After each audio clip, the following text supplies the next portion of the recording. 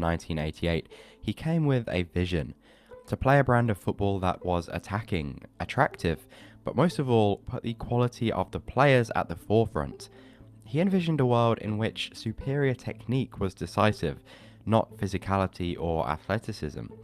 And to make that a reality, Cruyff developed the idea of positional football, a very logical, almost mathematical way of playing the game, focused on giving time and space to his players and limiting that of the opponent.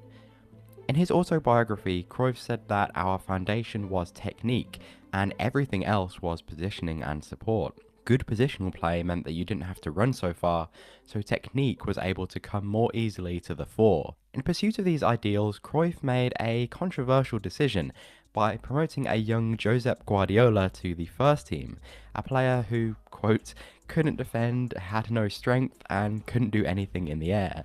But only a year later, Guardiola would become a staple in Cruyff's famous dream team, playing as his pivote, or pivot, at the base of his midfield diamond. And despite his perceived lack of athleticism, Cruyff believed Guardiola had the fundamental qualities needed at the top level, technique and insight.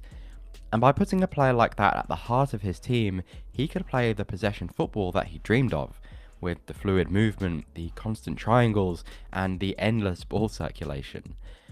When it came to defending, even Cruyff himself admitted that Guardiola was not the ideal defensive midfielder, but he made up for it with his incredible positional sense, which tied in perfectly with Cruyff's growing interest in mathematics, paying extreme attention into the angles and distances between players. And his way of seeing football became about fine-tuning these things, about refining your position so you had to run less. Working with Guardiola, that allowed him to intercept passes, break up play, and even apply pressure, not by sprinting 30 meters, but by moving a few meters at the right moment. And as you all know, these ideas were incredibly successful.